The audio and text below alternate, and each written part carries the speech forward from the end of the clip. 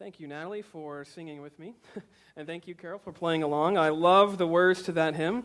I think it's actually a very apt hymn to sing in this time of year, that God has led us through so many different sorts of ordeals and events and trials. You may feel like you've been a part of that flood crowd or the fire crowd or just the general trial crowd. Regardless, though, God is leading us along through all of that. I find that a remarkable truth, amen? That even through, and actually I'll just share this anecdote. Carol probably doesn't want me to, but I'll do it anyways. She was actually wanting us to sing in COVID season and all the year long for that last phrase. And I was tempted to, but because it would still really much fit. That even through this, I found that so profound to me. It's maybe not the most profound sort of like realization to come through, but it is, at least to me, that God has led us through this year for a specific reason and a specific purpose. And we may be blind to that in the moment, but He has led us through this. I shared it in the newsletter a couple weeks ago, and it still just sticks with me, and so I'll just share it again. It's just, this year is not God's plan B. One of my pastors from Florida, he preached that several weeks ago, and it has just stuck in my mind. This feels like an off year. It feels like somehow this is a mistake, and everything kind of went off the rails, and God's just allowing it to keep going that way because, might as well. But this is not God's plan B. This is not God's contingency plan for something that went wrong. This is all part of the plan of God to move forward His kingdom into our realm. And we can be confident of that. And I'm going to start preaching, and that's not even my sermon. But I just love that thought. It has just really impacted me to a great degree that in a year that feels like everything has not gone according to our plan, that's okay. Because God's plans have not been upset. They have not been thwarted by anything that has happened. He is not frustrated. He's not wringing His hands about Tuesday. He is not at all nervous about it. His plans will move forward regardless of what Tuesday holds or this week holds or the rest of this year holds. And for that, I am very, very thankful. So that's not my sermon. That was free. Anyways, we're going to keep moving forward in our sermon series through the book of Ecclesiastes. We are halfway through now, or a little bit more. We're going to be more than halfway through after this morning. We are looking at Ecclesiastes chapter 7. Ecclesiastes chapter 7, and in all honesty, the word that appears throughout Ecclesiastes, vanity, or as it can often be translated, frustration, is actually very good to describe the book of Ecclesiastes itself. As a person who has been commissioned by God to explain the word, Ecclesiastes presents a lot of frustrating passages to try to explain and to try to put into sermonic form, into a format which appears as if it has a really good sense of flow and thought and pattern, so to speak. And actually, we're getting into sort of the heart of the passages, which are very frustrating to try and study and explain. Chapters 7, 8, 9, and 10, they're filled with lots of proverbs, as Solomon was apt to write. And in fact, if you read some of the commentaries on Ecclesiastes, these chapters present a wide assortment of views and opinions on the precise meaning of what Solomon was trying to convey through these proverbs. And for instance, one of my favorite preachers was the late 19th, early 20th century pastor Alexander McLaren. And if you read his commentary on this passage of Scripture specifically, he has this assertion that Solomon's sayings are sort of a mix of untruths and partial truths or just exaggerated truths to sort of try and make sense of what he's saying, which actually I would have to disagree on. I actually think Solomon is speaking a lot of truth, and many of it's just unfortunate truth. But it's truth that exists because of Genesis 3. It's truth that exists because our world is inundated with vanity and frustration and people chasing after vexation of spirit, as he is often saying. This is the unfortunate truth of life under the sun that has no God. And that's why a lot of these truths appear harsh or very frustrating and very grating, so to speak. And that's really the whole point of all this. Solomon, as we have said and noted, he's describing what is Life as we know it in a, quote, post-Genesis 3 world in which sin has infiltrated every single molecule of existence, this is what he's describing. Life that is, not life as it should be, life in the idealistic sort of sense, such is why he's noting all of these different areas of oppression and perversion. He's trying to come to grips with them. How do you make sense of all of these perversities that he sees? And the ironic thing, and perhaps the frustrating thing, is he doesn't offer a lot of perhaps wise or sort of robust explanations for these things. He just kind of describes them. Here's how things are. Here is how life is. And that's sort of frustrating, because he describes and gives voice to these things that we are often very familiar with, and it can seem as if he's just presenting this pile of problems without really presenting a wise solution or a right solution to them. And it's mostly true, but it's actually not technically true, because he's building up to a conclusion that you can read if you want to just get ahead and spoil the ending, and it's fine if you want to. You can read chapter 12, verses 13 and 14. It's there. It's not really spoiling it. But he's building you up towards that, because he wants you to feel the tension of life as it is compared with life as God would have you live it by faith in grace. He's building up to that conclusion as to how life is best lived. And to that end, he gives you this incredible sort of examination as, quote, living your best life in chapter 7 in all 29 verses. Through this series of Proverbs, I really see how Solomon here, the king, through this sort of examination of frustrating realities, he gives you a glimpse of, quote, the best life now, but the way that is lived according to how God would have us live it, which is absolutely unfamiliar and unlike what we would naturally assume is, quote, our best life. It actually runs against popular wisdom, so to speak. It runs against sort of our idea of living our best life. And I think he does that through very specific ways. 3 of them I hope to draw your attention to this morning. In verses 1 through 6, he begins describing this, quote, best life by asserting this, that death is better than laughter. Notice verse 1. A good name, he says, is better than precious ointment, and the day of death than the day of one's birth. He just goes right out of the gate, subverting all of our inherent sort of tendencies to how we view life and death, and he asserts that the day of death is better than the day of one's birth. This doesn't sound good at all. Actually, as we noted at the very beginning of this study, if the Bible was the 100-acre wood where Winnie the Pooh lives, Ecclesiastes is Eeyore. He's just the guy who sees everything as gray. The color gray.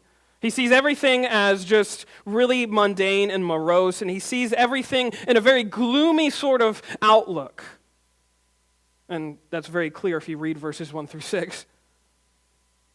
He says in verse 2, it is better to go to the house of mourning than to go to the house of feasting, for that is the end of all men, and the living will lay it to heart. Sorrow is better than laughter, for by the sadness of the countenance of the heart is made better. The heart of the wise is in the house of mourning, but the heart of fools is in the house of mirth. Better it is to hear the rebuke of the wise than for a man to hear the song of fools. For as the crackling of thorns under a pot, so is the laughter of the fool. This also is vanity. Sounds pretty Eeyore-ish, pretty morbid, that he is here asserting that it's better to attend a funeral than it is to go to a party. It's better for you, he says. I don't think there's any one of us here who would sign up for that. We wouldn't naturally assume that that place is better for us than this place because it doesn't feel like it. It doesn't seem like it. And that's ironically how Solomon begins describing this, quote, best life.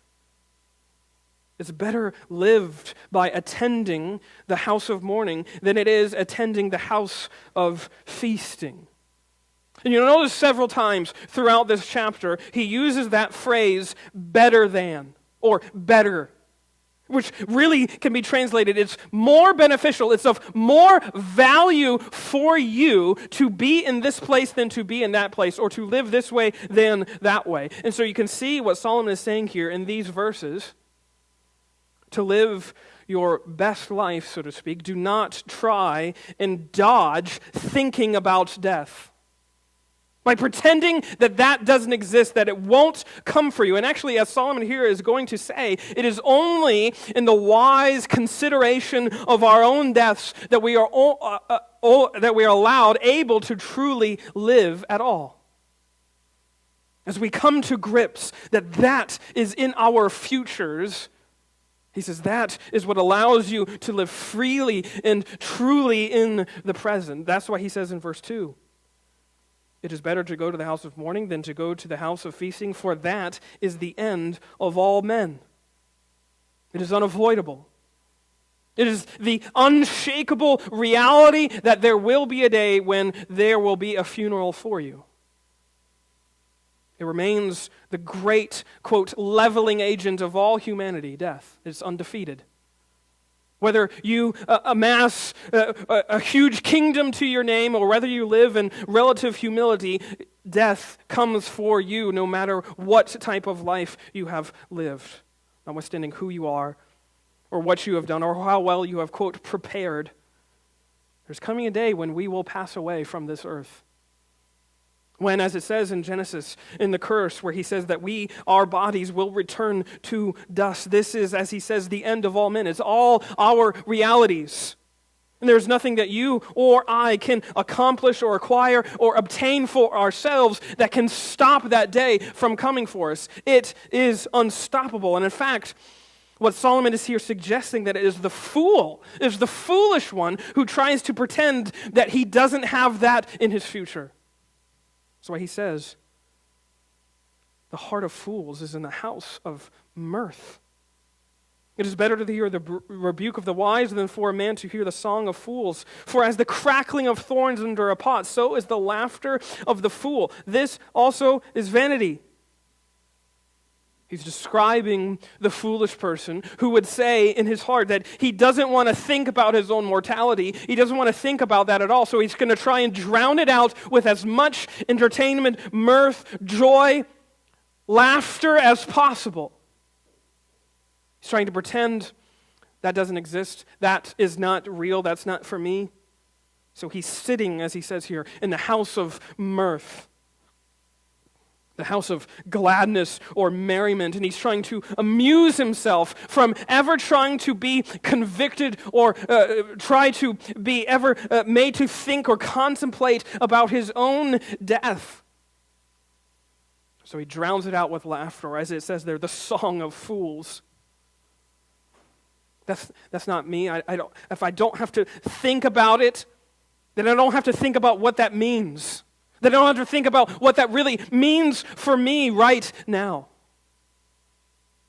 You see, he's isolating this really foolish scheme of these who are attending the house of mirth. And he says their whole endgame to sort of pretend that this day of death doesn't exist is as effective as sparks are at producing heat. He says, it is as effective as the crackling of thorns under a pot. So is the laughter of the fool. The sparks, they flash and they make noise. And they rise into the air and they disappear. That's how effective their laughter is at preventing this day from bringing them any sort of meaningful conclusion. This laughter that they're pretending, that they can pretend that the day of death is not for them, it offers nothing of substance, like sparks, like the crackling of thorns, nothing substantive that they can actually make meaningful conclusions, that they actually become wise. I get the picture that these who are just listening to the Song of Fools and sitting in the house of mirth, they're like a toddler who doesn't want to hear what you have to say, so they're sticking their hands in their ears. And if I can just pretend that I don't hear you, that I can pretend what you're saying is not true and will not come to pass. It's kind of foolish because it will come to pass. But such is the fool here, as he says. They're stopping their ears by pretending that laughter is all that matters, and they can drown out the noise of their own mortality by pretending that their mortality doesn't exist, and they're trying to deny that this day of their death is coming. Such is why Solomon would have them stop. Stop, sit, as he says, verse 4, in the house of mourning. That's where the heart of the wise is. Because he realized, Solomon himself, I think, that death is a harsh reality, but is a teacher.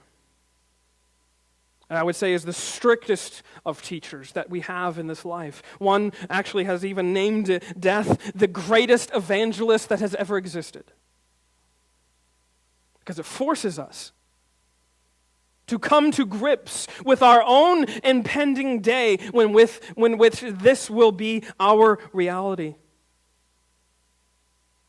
They show us the supreme value of what life is, of what life means. It teaches us to recognize that we have limits and that life is best spent within those limits. And they rebuke us in how we spend our lives in the here and now. And they compel us to reckon with what we value. What are we placing most important in our lives? What are we exalting as the chief end of all of our days here in life under the sun? A funeral will teach you what that is. We're listening to a stand-up comedian likely won't. There's nothing wrong with a stand-up comedian. But there's one that teaches us what is valuable, what is eternal, what is everlasting. There's a place where the meaning of life is best and clearest understood. And I think it's only as we come to face to face with our own mortality that we learn that.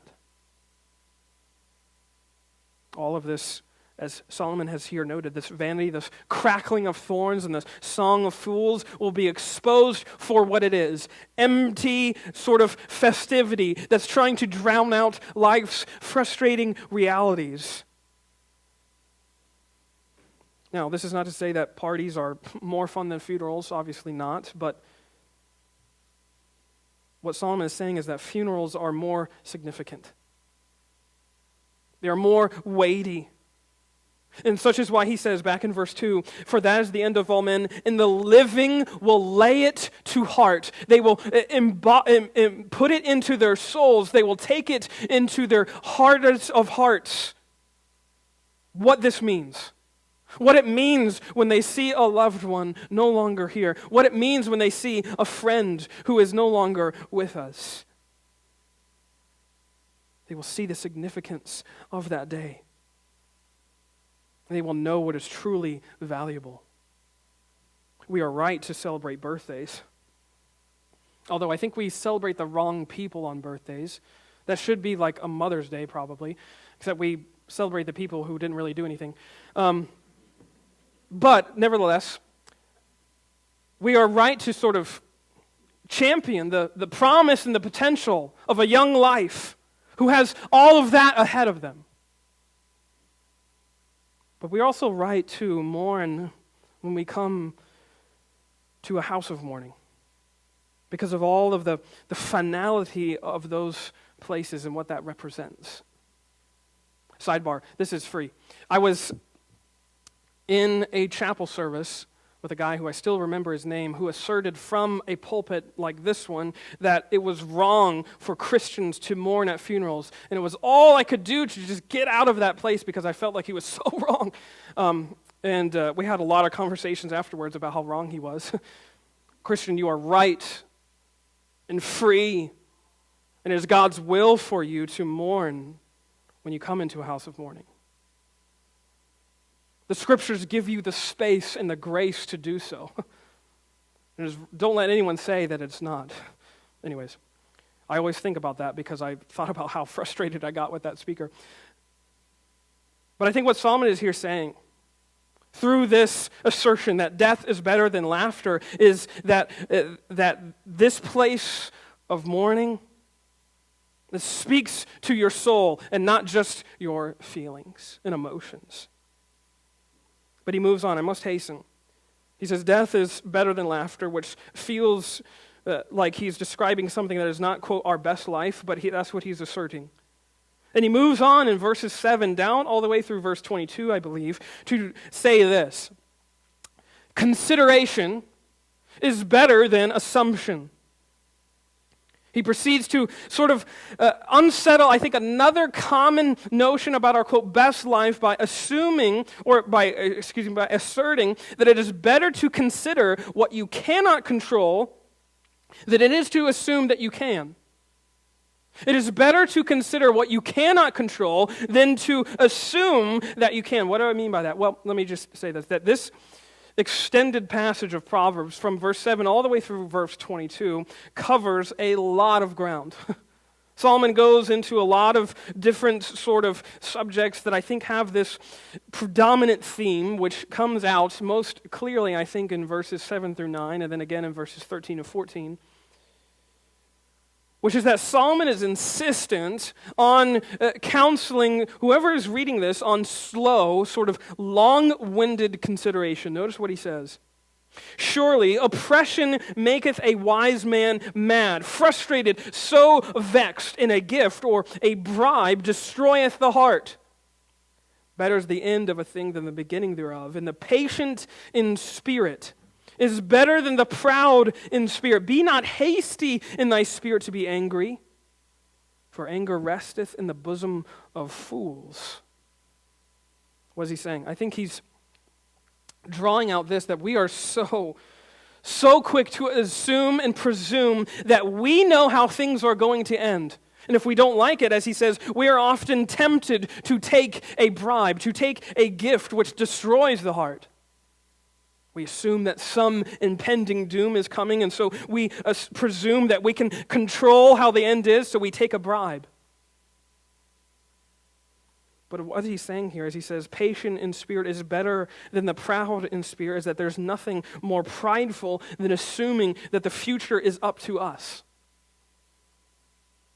That we are somehow the movers and shakers of all of the events of time as they are going to come. This usually means we rush to get angry over ends and events that haven't even happened yet.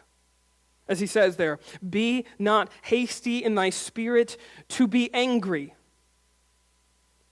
We are so trigger happy with our temper over things that are largely out of our control.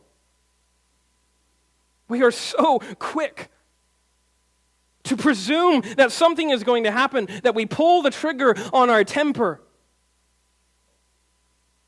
Who can control the end of a matter? Who has jurisdiction over the future? Certainly not you or I, only God does. Only God. Behold our God. He has jurisdiction, judgment, control, rule, and reign over all the events that are in the future. We do not. Therefore, we can be patient in spirit, verse 8, and we can be free from being hasty and quick with our anger. Why? Because He's the one who controls the future. We do not. This will liberate what you do on Tuesday.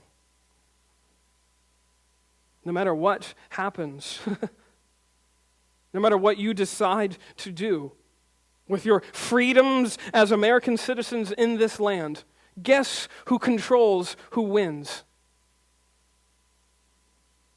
Guess who has already foreknown and prearranged who would become the next president of the United States of America? The one who has jurisdiction over the future. The one who is sovereign over all things and over the end of all matters. God alone. But you see here, as Solomon here notices, that we are often, yes, quick to assume that we know better than the future rather than just considering our present moment. But we also assume that the past was better than our present too. Again, he says that in verse 10. Say not thou, what is the cause that the former days were better than these? For thou dost not inquire wisely concerning this. This is his reminder, as Pastor Nathan already so eloquently said. that the good old days, they were so much better than the now. It is so easy to fall into the grip of nostalgia, to view all of those events of our past with rose-colored glasses and see them and pretend that it was better back then. I do this even now. Back in my day, those were the days. But you can see that, can't you? How easy it is to assume that it was better back then. That the good old days were truly gooder than the now. They were better than what we are experiencing. Obviously, something has happened. There's been a mistake, and now we are far worse off. You see this with like entertainment. We go through cycles where we nostalgize all these sorts of days. Like a couple of years ago, it was the 80s where everything was like an 80s like remix, and now like the 90s are coming back in popular culture and entertainment where we're rehashing and viewing all of those, that decade as some like the pinnacle of human achievement, so to speak. Forgetting all that was perhaps wrong or scandalous or unsufferable about those days. And we do that with every generation, I feel like. And there's this tension that I think is there, that exists, and this isn't in my notes, but it's free again. I'm giving lots of free stuff today. That there's this tension that we read in Scripture that man will, quote, wax worse and worse, which is true. That man's expression of his own sin and depravity perhaps will wax worse and worse, but be careful not to sensationalize our moment as if this is the worst it's ever been. As far as I know, God hasn't yet rained down fire and brimstone and burned us up like Sodom and Gomorrah. I'm not saying he can't. But there's preachers who assume and say, and they say that this is the worst that it's ever been, and that there's no going back. I don't know, maybe. But maybe we're priming ourselves for a great revival in this country. Maybe we're in the prime early days in which we can have an incredible great awakening before the Lord returns. I think it's prideful to assume that we know the future, and it's prideful to assume that the past was better than the present. As Solomon here says, consider the work of God. God has us in these days for a very specific reason. He has us in this moment because He has called us to this moment. It may be frustrating, it may be annoying, but we are living in 2020 because God has permitted it and allowed us and foreknown us to live in 2020. And He has us here for a specific reason. The frustrating part is that these days are often filled, as we likely are very familiar with events and things that come about that are not easily understood. Notice verse 15. He describes one of these things for us as he says, "All things have I seen in the days of my vanity. There is a just man that perisheth in his righteousness, and there is a wicked man that prolongeth his life in his wickedness." He describes a reality I think that we are likely familiar with, where there's this man who seems to be doing everything right, and he perishes sooner than the man who seemingly lives for himself, lives for vanity and wickedness, and he prolongs his life. This is unfair, we say. And it feels like it. Here, I think Solomon is giving a voice to perhaps one of the most frustrating realities of all. That there's not a simple formula by which we can make sense of life where this plus this equals this. There's no equation where you can just plug things in and that it'll automatically equal something here that's good.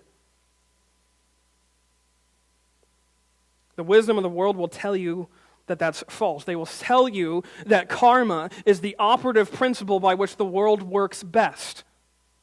That to get good things, you have to do good things. And as long as you're paying it forward, what goes around comes around. There's the line from Tolkien's Lord of the Rings that if you keep your nose out of trouble, no trouble will come to you. We feel that, I think, internally. We operate by that. Even subliminally, we live that way. If we can just do good things, then obviously good things will happen. And that creates this tension because when we do good things and good things aren't happening, we get frustrated. I know I do. You feel like you're pouring yourself out and pouring yourself into the Word, and you're, quote, doing good things, and there's no good outcomes coming to you. And Solomon suggests that that's not always the case, to assume that something is going to happen because of what you are putting forward. Sometimes, as he says here, the righteous perish and the wicked live prolonged and prosperous lives. How does that make sense if karma exists and reigns in the world? And he says it doesn't. Karma is a false reality. It sounds good, but it's not the way the world operates. You see, we are so inundated by this karmic framework that has even influenced our religious life. As he says in verse 16, be not righteous overmuch, neither make thyself overwise. Why shouldest thou destroy thyself? Be not overmuch wicked, neither be thou foolish. Why shouldest thou die before thy time? It is good that thou shouldest take hold of this. Yea, also from this withdraw not thine hand. For he that feareth God shall come forth of them all. Wisdom strengtheneth the wise more than 10 mighty men which are in the city. For there is not a just man upon the earth that doeth good and sinneth not. Also take no heed unto all words that are spoken, lest thou hear thy servant curse thee. For oftentimes also thine own heart knoweth that thou thyself likewise hast cursed others. Here, I think what Solomon is doing is asserting that we cannot assume that we can control life through our religiosity. It's better, as I think he's saying, is to live balanced in the faith. That we cannot avoid adversity and disaster by, as he says here, by being overmuch righteous. This karmic Christianity, which sometimes infiltrates our lives, leads us to assume that it is through the accumulation of enough wisdom and enough righteousness that we can protect ourselves from trouble and hardship and heartache. You know that that's false. The Psalms prove that that's false. Solomon is repeating something his dad was so vexed by. Why am I struggling and the perverse, they are prospering? Why are we going through this hardship? We are the faithful ones. We are the righteous ones. I guess I got to be more righteous. Solomon is here advocating for a life of faithful balance, I would say. One who is then truly fearing God is the one who does not assume that they can control their present through the means of being overly wise or overly righteous, by pretending that they know better and assuming that they know better about the future and they know better about the past. Instead, Solomon is here, I think, suggesting that the best life is lived by those who consider God's sovereign control over all things, past, present, and future. Notice again verse 13. We're back up to verse 11. Wisdom is good with an inheritance, and by it there is profit to them that see the sun. For wisdom is a defense, and money is a defense, but the excellency of knowledge is that wisdom giveth life to them that have it. Consider the work of God. For who can make that straight which he hath made crooked? In the day of prosperity be joyful, but in the day of adversity consider. God also hath set the one over against the other, to the end that man should find nothing after him. God controls both things, the one and the other. He has both things in his hands. Consider what he is saying. Consider what he is doing. Be still.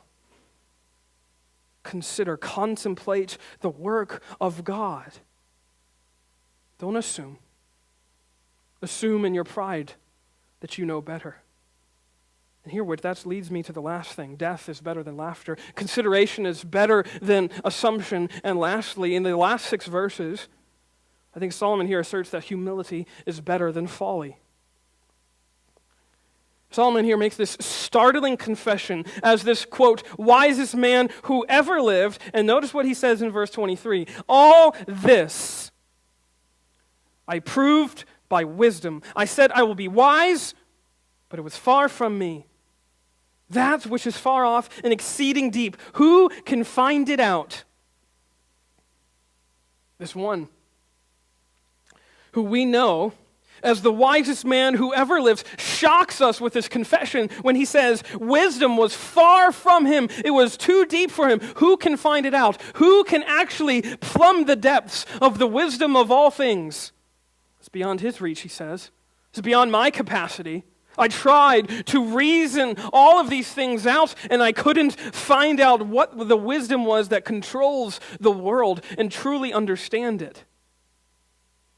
There are things, he says, that we cannot know, that are too deep for us to fully understand. And it leads him to this really interesting passage. Look at verses 25 through 28, because it leads him to, I would say, perhaps the most difficult passage to reckon with in Ecclesiastes. Notice what he says. I applied mine heart to know and to search and to seek out wisdom and the reason of things and to know the wickedness of folly, even of foolishness and madness. And I find more bitter than death the woman whose heart is snares and nets, and her hands as bands, who pleaseth God shall escape from her, but the sinner shall be taken by her. Behold, this I have found, saith the preacher, counting one by one to find the account, which yet my soul seeketh, but I find not. One man among 1,000 have I found, but a woman among all those have I not found. Now, we've got to do a little bit of unpacking. Solomon is talking about seeking wisdom and trying to find the reason of things. And then he makes this sudden turn, this jarring turn seemingly, to talk about some woman who he finds more bitter than death, who ensnares people that come near her. What in the world is Solomon talking about? Is he a misogynist? Is Solomon just not very likable towards the female sex? No. What I think he's doing here is Solomon is reflecting on all that he has endeavored to do so far. He's having this moment where he's sort of confessing, I applied my heart to know all of these things, and he's explaining his motivation, which from the beginning has to find through wisdom, as he says here, the reason for things. I want to account for every reality and how it fits into this life under the sun. All the wickedness, as he says here, the foolishness and the madness. He says, one by one, I want to examine what this life under the sun has to offer and hopefully come into some sense of balance. Like an accountant going through the ledger, he's going through each line item and hoping at the end it comes out balanced. And yet, he finds out that as he does that with life under the sun, he keeps coming up with one word, vanity. All is frustration. There's things that don't jive, that don't make sense. And in fact, all he finds that this world has to offer is but the seductive allure of a woman whose heart is snares and nets. You see, he's doing what he also does back in Proverbs 1 through 9. Where he's personifying the wisdom, quote, of the world as this Madam Folly. This woman whose words are nothing but the words of a temptress who takes and captures men's souls and deceives them into throwing away their eternity by living for only that which is vanity. It's the allure of a woman. The wisdom of the world. It can only result in ruin, he says. It can only result in more folly. And actually, he says in verse 29, Lo, this only have I found, that God hath made man upright, but they have sought out many inventions. He's noting I'm almost done, I promise. He's noting this mess that we were in, where folly and madness and wickedness and foolish are so permeating our existence, it's all self-made ruin. God made us upright, but we have sought out our own happiness and enjoyment through our own inventions, through our own devices. All of the realities of life under the sun that he has already been describing, all of the oppression and injustice and wickedness and violence and perversion that exists in this world are results of the fall. They all stem from our decision to invent a better reality for ourselves than what God had created. Adam and Eve's decision in the garden represents all of our decisions in which we would assume that we can be like God. It's the allure of a seductress, which says you have the capacity to know the future. You have the ability to make for yourself something better than what God has created. It's the words of a seductress. Words which aren't true, but they sound good. They sound enticing. You see, the best life that a man devises for himself in this life is but a distortion of what God and how God originally made him.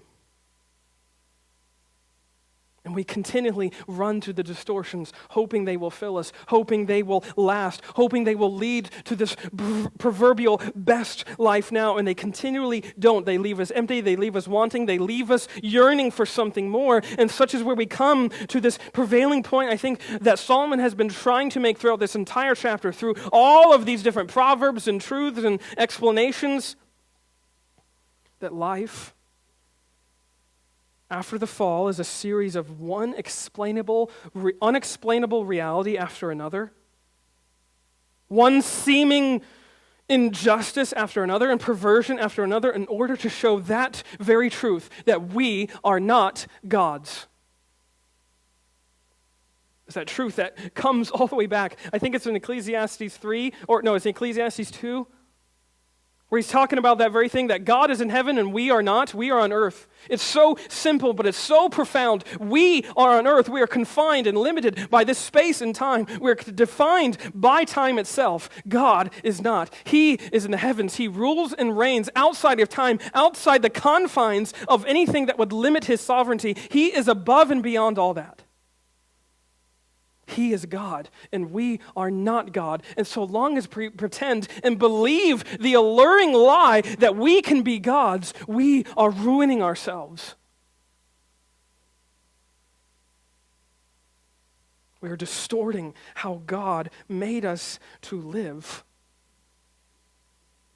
This is what Solomon has been suggesting, that wisdom is not an ultimate savior, because there are events and realities that will forever remain outside the bounds of our understanding. As he says there, they are too deep for him to know.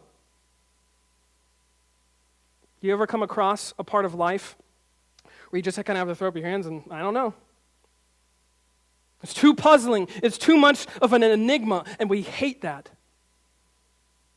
We hate not being able to explain everything that happens, because we often want that. We believe in that. I think we often believe more in explanations than just utter faith. The fact of the matter is, wisdom, the ultimate end of wisdom, is not the ability to come to some sort of comprehensive explanation for the way things are. I think Solomon is proving that. Actually, I think it's this.